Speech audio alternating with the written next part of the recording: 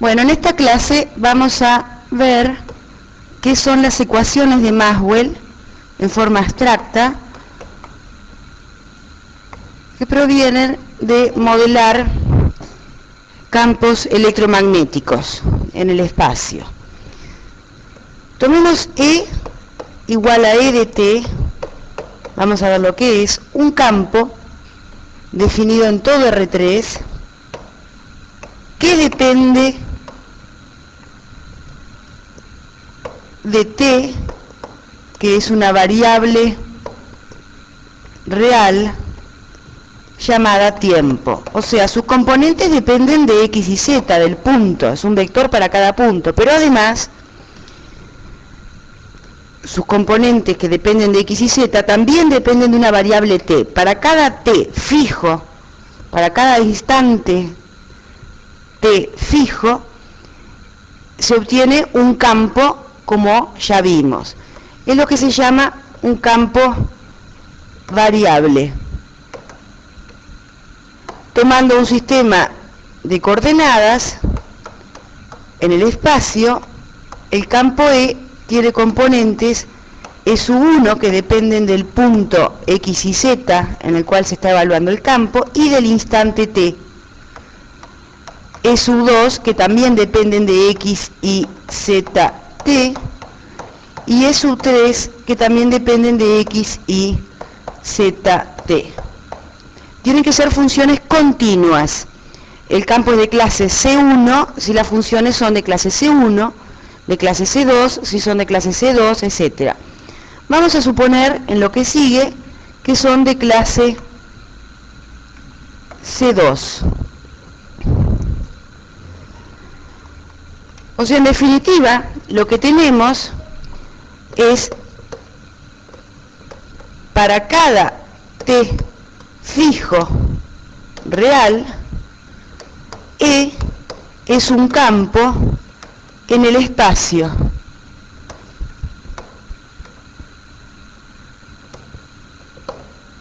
O sea, un vector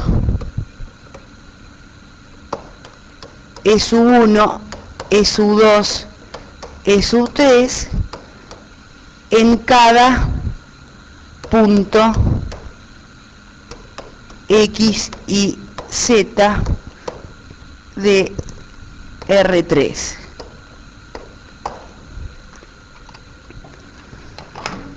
Vamos a definir, dado un campo variable, que es lo que está definido más arriba, a qué se llama derivada parcial del campo con respecto al tiempo t, de todo el campo. Es otro campo variable que tiene como componentes la derivada parcial de S1 con respecto a t, que va a depender de X, Y, Z y t. Como segunda componente la derivada parcial de S2 con respecto a t, que también depende de X, Y, Z, t. Y como tercera componente la derivada parcial de S3 con respecto a t, que también dependen de X, Y, Z, t.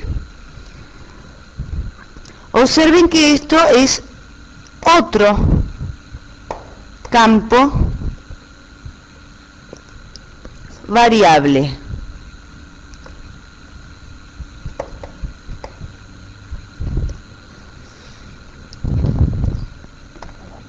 Vamos a ver a qué se llama divergencia del campo E.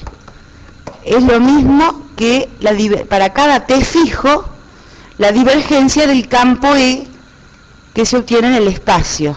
O sea, la derivada parcial de E1 con respecto a X más la de E2 con respecto a Y, lo mismo que lo que ya vimos antes, pero calculado para cada T fijo con las derivadas parciales con respecto a X y Z, considerando T fijo. O sea, considerado para cada valor real de T. Es, por lo tanto, la divergencia una función escalar para cada valor de T. Una función escalar que depende del punto y de T, de X y Z y T.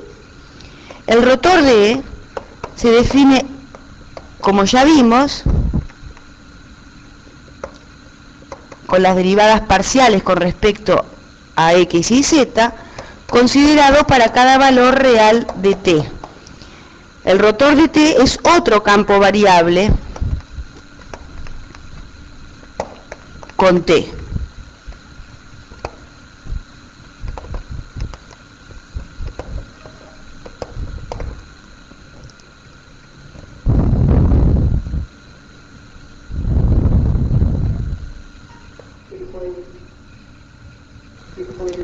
Vamos a ver a qué se llama ecuaciones de Maxwell en el vacío.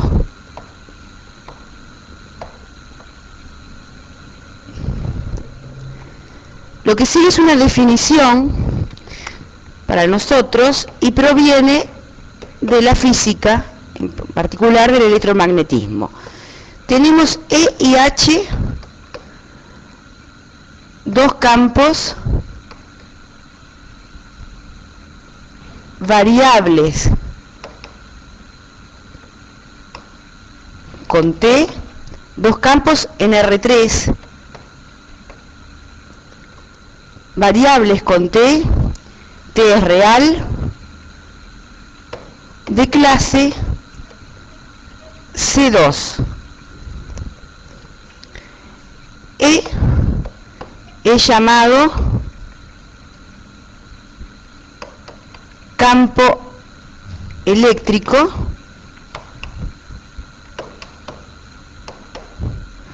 H es llamado campo de inducción magnética, brevemente lo vamos a llamar campo magnético, aunque en la física el campo magnético y el campo de inducción magnética son campos distintos. Campo de inducción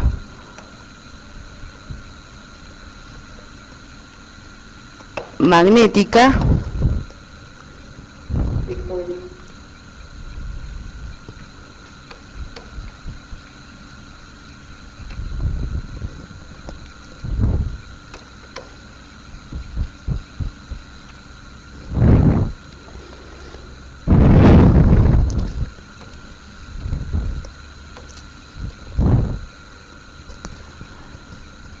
que cumplen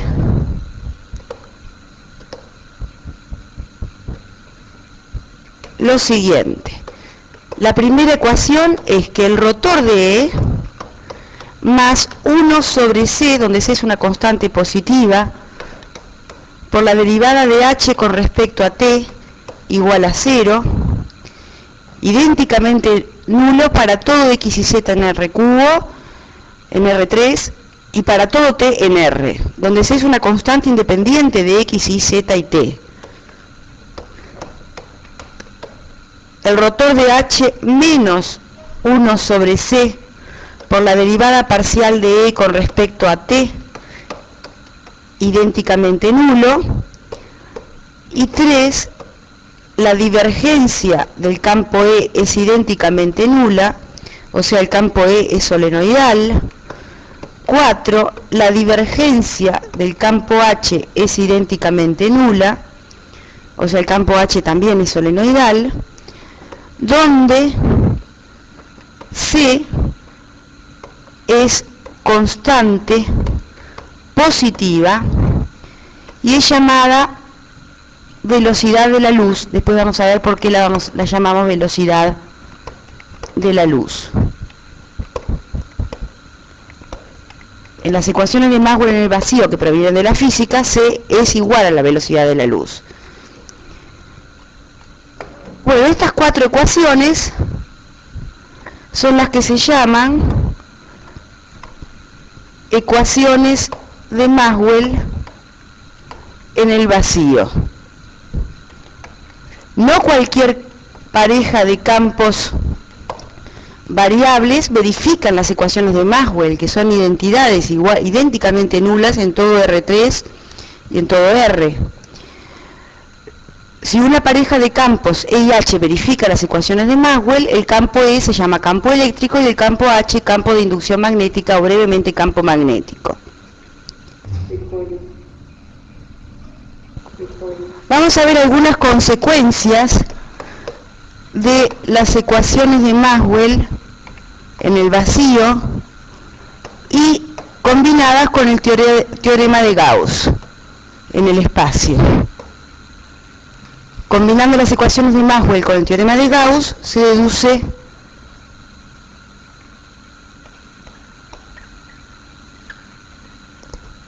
lo siguiente. En primer lugar vamos a usar la ecuación 3 de las ecuaciones de Maxwell, que dice que la divergencia de E del campo eléctrico es idénticamente nula y eso vale en todo R3 y para todo tiempo real T. El teorema de Gauss dice que si tomamos una superficie compacta conexa S, el flujo de un campo E cualquiera a través de la superficie es igual a la integral triple en la región omega encerrada por la superficie S de la divergencia de E.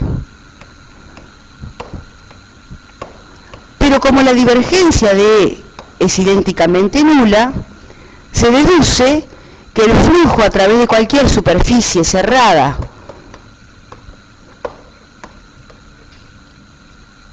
cerrada simple, o sea compacta conexa, es nula. O sea que es nulo el flujo del campo eléctrico a través de superficies, de cualquier superficie compacta conexa S, y esto vale en el vacío, o sea, en todo R3, porque estamos considerando que las ecuaciones de Maxwell en el vacío valen en todo R3. Dicho de otra forma, lo que entra, o sea, si dibujáramos la superficie S, lo que entra del campo eléctrico por algún lugar de la superficie se compensa con lo que sale por algún otro lugar de la superficie. O sea, lo que entra a S se compensa con lo que sale y el resultado final es nulo. Con lo que sale de S. Eso es lo que se llama la ley de conservación para el campo eléctrico. De ahí se puede deducir leyes de conservación para cargas eléctricas. O sea, ley de conservación vamos a llamarla eléctrica.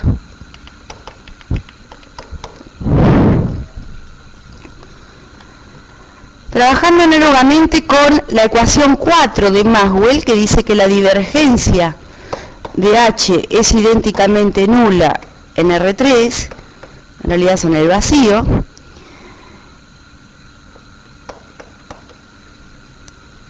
haciendo en forma idéntica que lo que hicimos para el campo eléctrico, pero para el campo magnético ahora, del teorema de Gauss se deduce que el flujo a través de S de H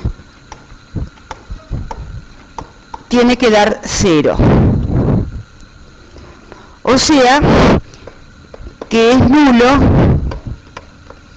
el flujo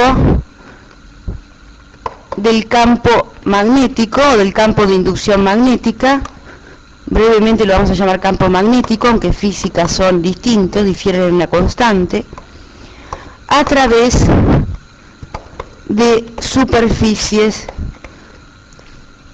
compacta conexa. O sea, lo que sale por un lado se compensa con lo que entra por otro de S, y esto es lo que se llama la ley de conservación magnética.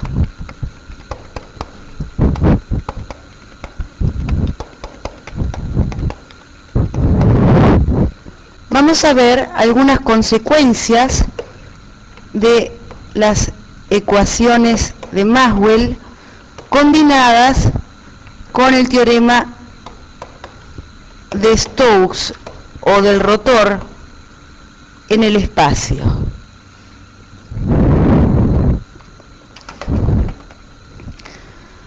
Tenemos la segunda ecuación de Maxwell que dice que el rotor del campo de inducción magnética H menos 1 sobre la constante positiva C por la derivada parcial del campo eléctrico E con respecto al tiempo T es idénticamente nulo en el vacío.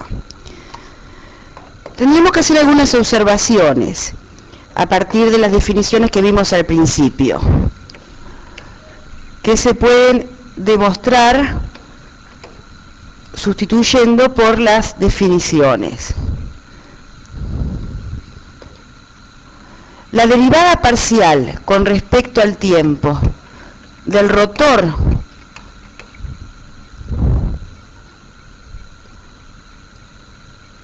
de H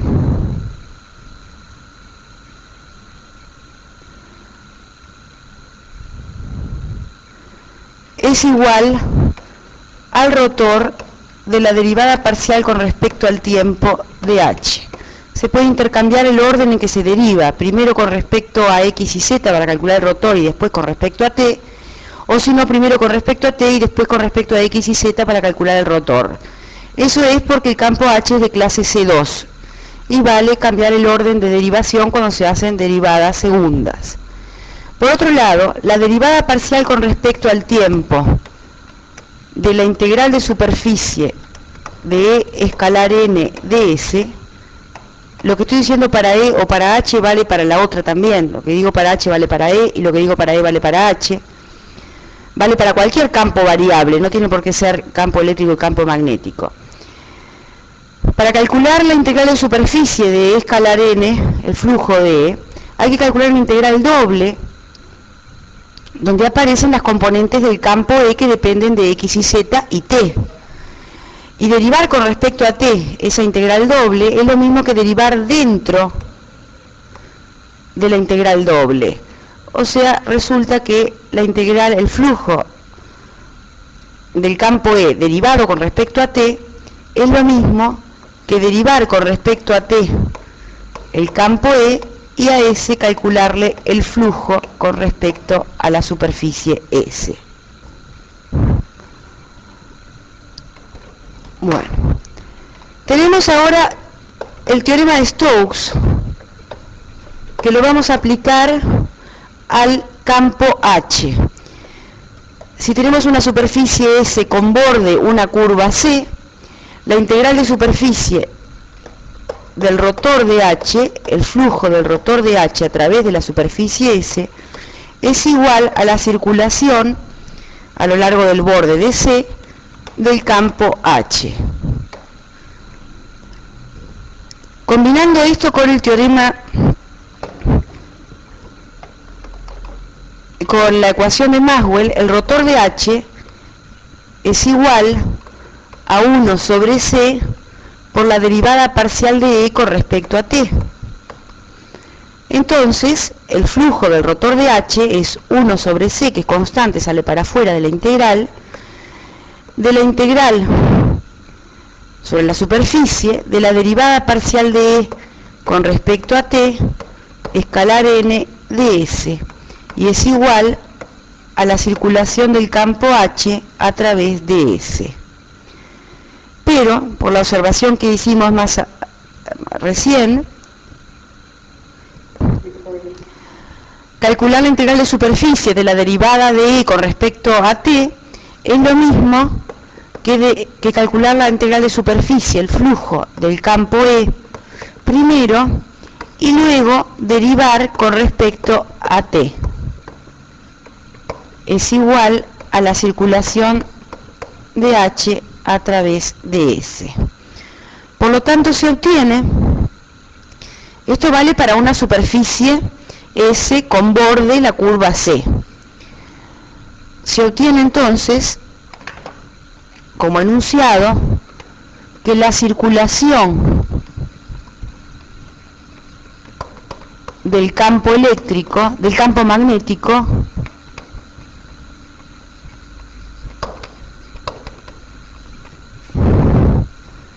a lo largo de la curva cerrada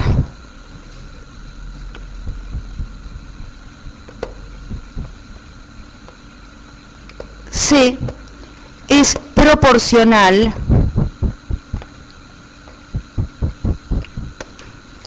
a la variación en el tiempo, o sea, la derivada parcial con respecto a t,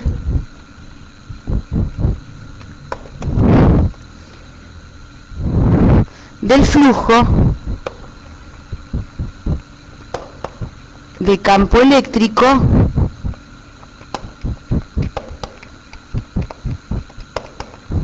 a través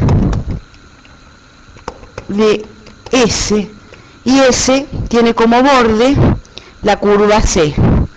Tenemos una cierta superficie S que tiene como borde una curva C, y por un lado tenemos el campo eléctrico E que atraviesa la superficie S con un cierto flujo, y el campo magnético H que se calcula sobre la curva C, a lo largo de la curva C.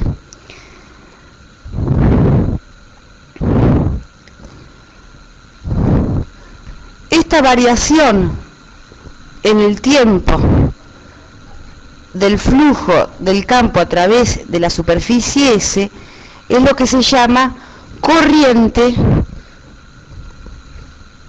que atraviesa la superficie S, corriente eléctrica proporcional a la corriente eléctrica que atraviesa la superficie S.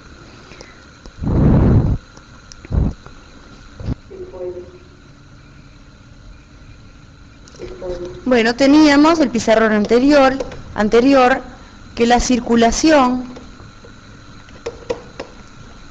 del campo magnético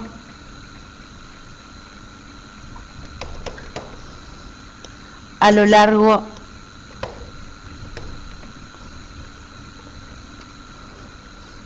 de C, que es el borde de superficie con borde S. Esto es entonces la circulación de H de S.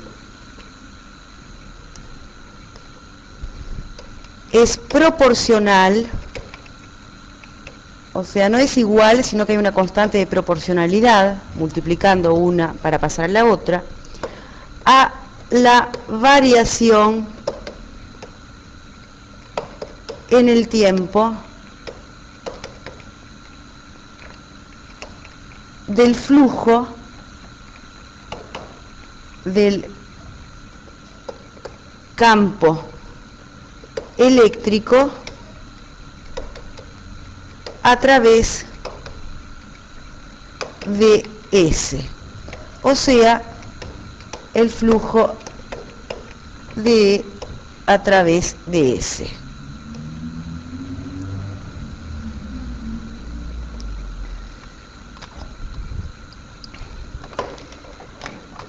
Esta variación en el tiempo del flujo del campo eléctrico es lo que se llama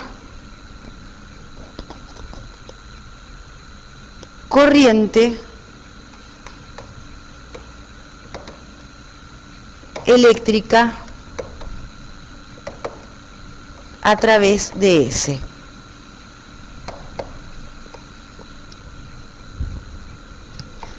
O sea que la circulación a lo largo del borde de una superficie S del campo magnético es proporcional a la corriente eléctrica que atraviesa la superficie S. Si hacemos un dibujito, tenemos la curva C, a lo largo de la cual calculamos la circulación, una cierta superficie imaginada S, con borde en la curva C y un campo eléctrico, y la variación en el tiempo del campo eléctrico a través de S, o sea, la corriente que atraviesa la superficie S, es proporcional a la circulación del campo H a través de C. O sea, si tomáramos dos superficies S con borde, ambas con borde C, la corriente que atraviesa una superficie y la que atraviesa la otra deberían ser iguales. Lo anterior es el fundamento para el funcionamiento de la pinza amperimétrica. La pinza amperimétrica es un instrumento que permite medir corrientes que circulan por conductores eléctricos sin tocar a los conductores, sin cortar a los conductores. Mide entonces corriente en conductores, en uno o varios conductores, sin tocarlos. ¿Y cómo se hace? ¿Cómo funciona? Tenemos los conductores, que vamos a imaginarlo como hilos, así, puede ser uno o muchos, que conducen cierta corriente. Y la pinza perimétrica se coloca rodeando a esos conductores sin tocarlos. Es una pinza que tiene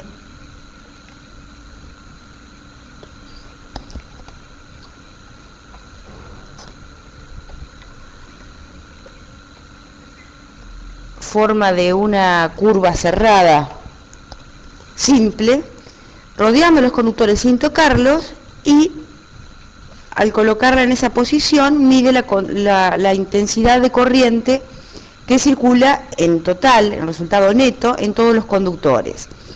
Lo que hace la pinza amperimétrica en realidad es, vamos a llamarla C a la pinza amperimétrica porque tiene forma de curva cerrada simple. C mide en realidad no la corriente que circula por los conductores, que no puede tocarla porque no corta los conductores, sino la circulación a lo largo de ella del campo magnético.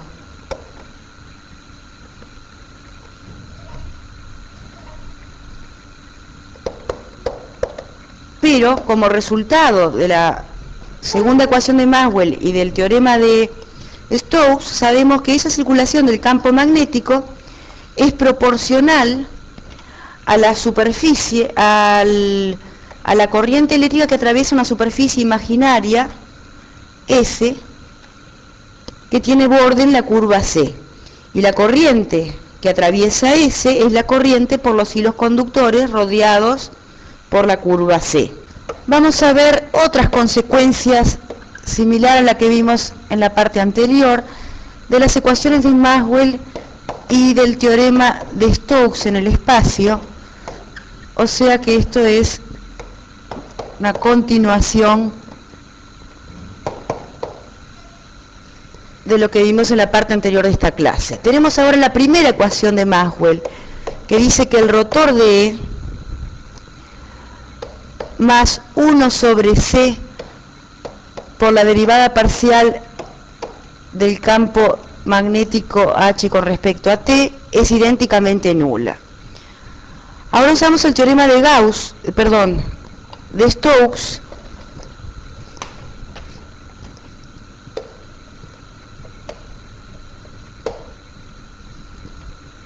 en el espacio, tomando una superficie S con borde.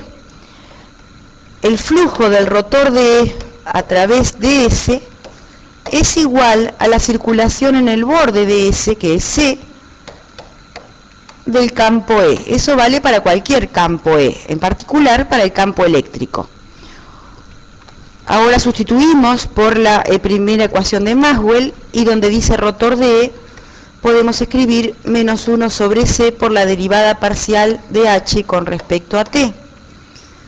Y resulta que menos 1 sobre C que sale para afuera de la derivada parcial con respecto al tiempo del flujo a través de S de H es igual a la circulación de E a través de S.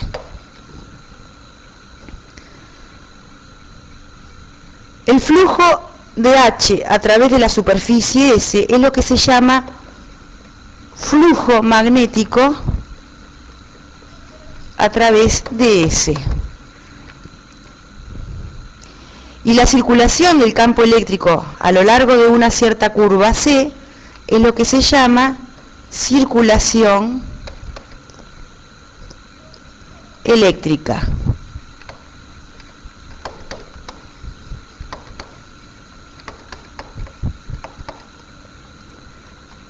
Tenemos como resultado entonces que la variación del flujo magnético es proporcional, porque hay una constante menos 1 sobre C multiplicando el flujo magnético a través de S es proporcional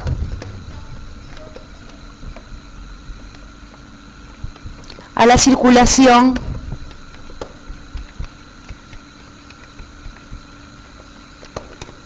eléctrica a lo largo del borde en C, que es el borde de S.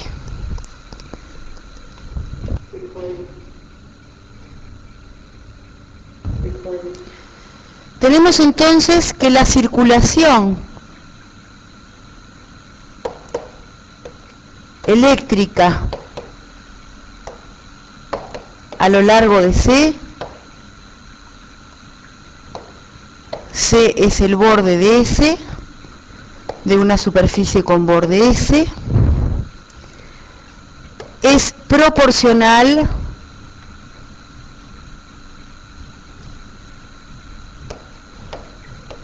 a la variación del flujo magnético a través de S. Eso era consecuencia del teorema de Stokes en el espacio y de la primera ecuación de Maxwell.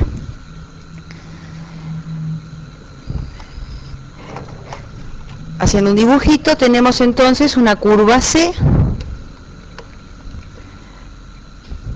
sería una espira, la circulación eléctrica a lo largo de C, la circulación eléctrica a lo largo de la espira, es proporcional al flujo, a la variación del flujo magnético H a través de cualquier superficie con borde S que tenga como borde la curva C. Ese es el fundamento para el funcionamiento de dos cosas. En primer lugar, los motores eléctricos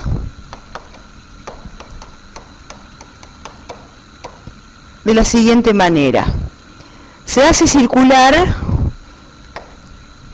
corriente por la espira C, por una curva cerrada que es el borde de una cierta superficie. O sea, la circulación a lo largo de C del campo eléctrico se obliga a ser distinta de cero. Eso produce entonces que la variación del flujo magnético a través de cualquier superficie con borde C sea no nula. O sea que varíe en el tiempo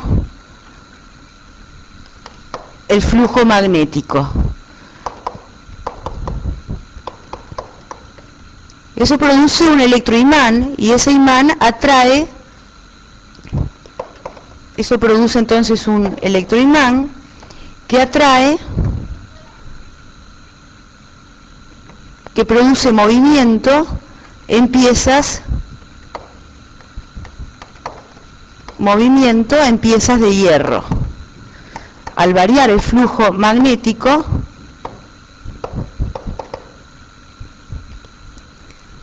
se produce movimiento en piezas de hierro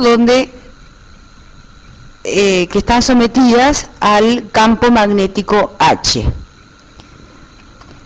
Por otro lado, también es ese teorema, que es una consecuencia, un corolario de la primera ley de Maxwell y del teorema de Stokes en el espacio, también es el fundamento para el funcionamiento de las turbinas y de los generadores eléctricos, que funcionan al revés de los motores eléctricos. Se produce, por medios mecánicos, un flujo magnético variable. Por ejemplo, el movimiento del agua mueve un cierto imán y produce variación de flujo magnético. Se hace variar en el tiempo un flujo magnético.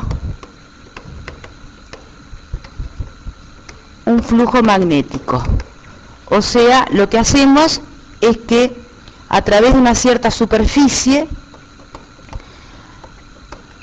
el flujo magnético tenga derivada con respecto al tiempo distinta de cero. Por movimiento, por ejemplo,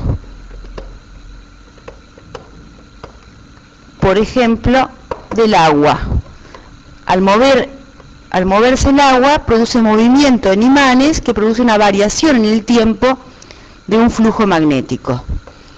Esto produce circulación eléctrica en espiras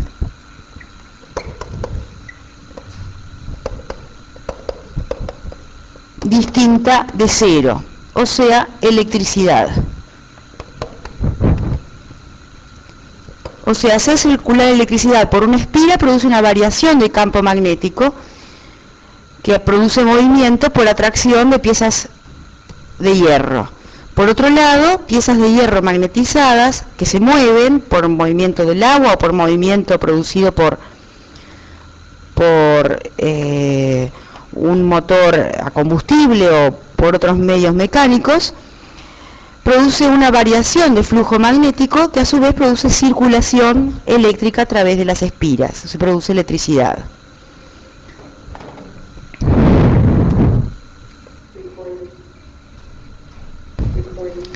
Vamos a ver otras consecuencias de las ecuaciones de Maxwell vinculadas con los campos de gradientes y la ecuación de Laplace.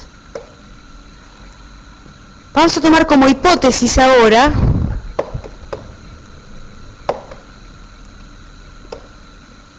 que el campo magnético H es independiente de T. Si fuera independiente de la variable tiempo, o sea, no hubiese variación de campo magnético. Entonces, la primera ecuación de Maxwell nos dice que el rotor de E más 1 sobre C por la derivada de H con respecto a T tiene que ser idénticamente nulo, pero como la derivada de H con respecto a T por hipótesis es 0, resulta que el rotor de E es idénticamente nulo en todo R3. O sea, el campo E es irrotacional en R3. Pero como R3 es simplemente conexo,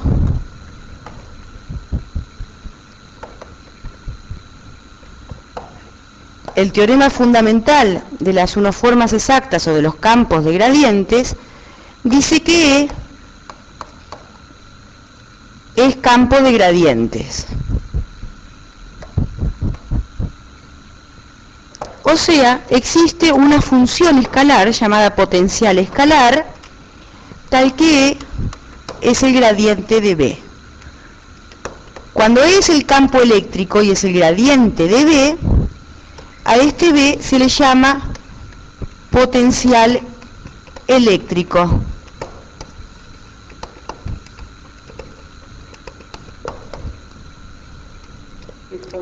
El potencial eléctrico se mide en voltios. Entonces, tenemos como consecuencia de los teoremas que vimos en la primera mitad del curso, que la circulación a lo largo de cualquier curva, cerrada o no, con extremos P y Q, de E, del campo eléctrico, es igual a la diferencia de potencial, V de Q menos V de P. Esta diferencia de potencial eléctrico es lo que se llama tensión y se mide en volt, tensión o voltaje.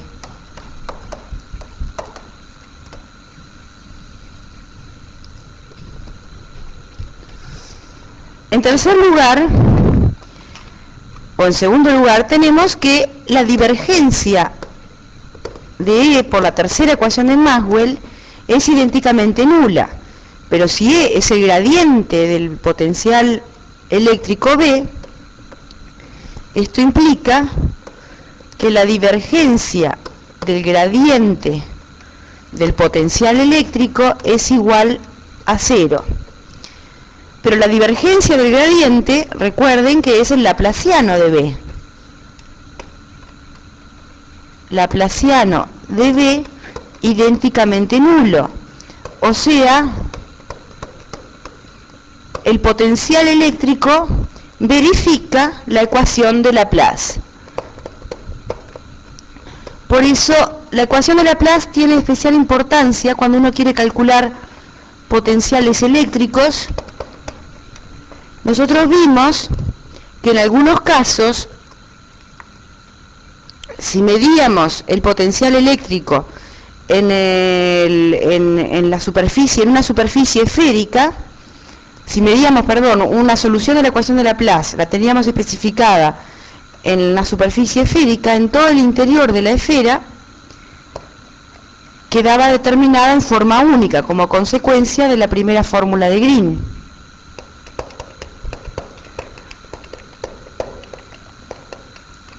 Con el potencial eléctrico, como verifica la ecuación de Laplace, si uno mide cuánto vale el potencial eléctrico en el borde de una cierta región, en la superficie cerrada, simple, o sea, compacta y conexa, que es borde de una cierta región, existe una única, si existe solución, existe una única solución, queda bien determinado el potencial eléctrico en todo el interior a esa superficie, como consecuencia de los teoremas que estuvimos viendo para la ecuación de Laplace.